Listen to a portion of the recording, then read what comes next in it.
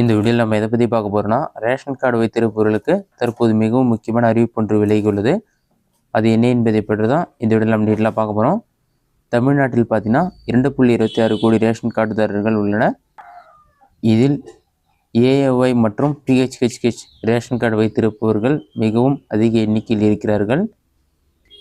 Ration கார்டில் பார்த்தீங்கன்னா வெளிநாடுகளுக்கு குடிபெயர்ந்தவர்கள், உயிரிழந்தவர்களின் பெயரை கார்டுகளிலிருந்து குடும்பத்தினர் நீக்காமல் உள்ளனர். எனவே பிஹெச்ஹெச் மற்றும் அந்தியோதய கார்டில் உள்ள உறுப்பினர் விவரங்களின் உண்மைத்தன்மையை சரிபார்க்க தமிழக அரசுக்கு மத்திய அரசு உத்தரவிட்டிருந்தது. அதன் அடிப்படையில் ரேஷன் கடைகளில் உள்ள விற்பனை கருவி மூலமாக ரேஷன் கார்டில் உள்ள உறுப்பினர்களின் விரல் ரேகையை பதிவு செய்து ஆதார் சரிபார்க்கப்படுகிறது.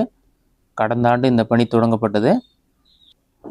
இந்த பணியை கடந்த மார்ச் மாதம் 31ஆம் தேதிக்குள் முடிக்க உத்தரவிடப்பட்டிருந்தது. ஆனால் இன்னும் 40 லட்சத்திற்கும் மேற்பட்டோர் விரல் ரேகையை பதிவு செய்யவில்லை என்பதால் அவர்கள் வரும் 31ஆம் தேதி வரை விரல் ரேகையை பதிவு செய்ய தற்போது அவகாசம் தரப்பட்டுள்ளது.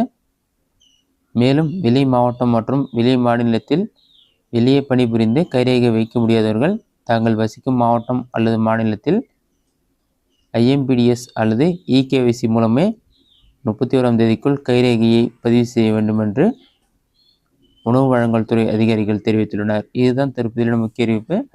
உங்கள் ரேஷன் கார்டில் இருக்க உறுப்பினர்கள் எல்லாமே கண்டிப்பாக உங்களோட கைரேகையை ஒரு முறையாவது ரேஷன் கடைக்கு போய்ட்டு பதிவு செய்யணும்னு சொல்லியிருக்காங்க.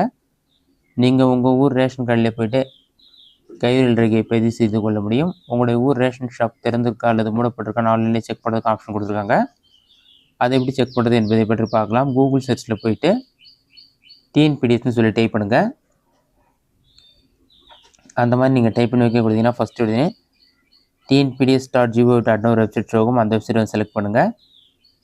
வெப்சைட் நீங்கள் செலக்ட் பண்ண ஒரு 5 செகண்ட்ஸ் ஆகும். லோட் ஆகி கம்ப்ளீட் நம்பருக்கு இந்த மாதிரி ஒரு பேஜ் ஓப்பன் ஆகும். இதிலே பார்த்தீங்கன்னா பொது விநியோக திட்ட அறிக்கைகள்னு ஒரு ஆப்ஷன் கொடுத்துருப்பாங்க. அந்த ஆப்ஷனை செலக்ட் பண்ணுங்கள். அதை நீங்கள் செலக்ட் பண்ணிவிட்டு பாட்டமில் ஸ்க்ரோல் பண்ணிங்கன்னா மாவட்டம் பேர் எல்லாமே இருக்கும். உங்களுடைய மாவட்டம் என்னவோ அதை செலக்ட் பண்ணுங்கள்.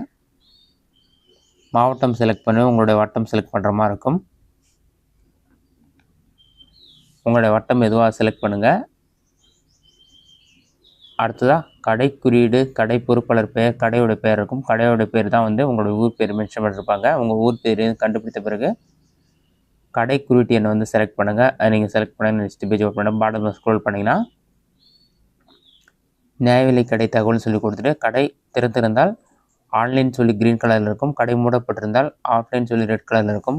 ஆஃப்லைன் சொல்லியிருந்தால் ரேஷன் கடை மூடி இருக்குன்னு அர்த்தம். ஆன்லைன் இருந்தால் ரேஷன் கடை திறந்திருக்குன்னு அர்த்தம். திறந்திருந்தால் ரேஷன் கடையில் போய் நீங்கள் பொருட்களை வாங்கி கொள்ள முடியும். அதேமாதிரியே கைரேகை பதிவு செய்ய மாதிரி தான் பதிவு செய்து கொள்ள முடியும்.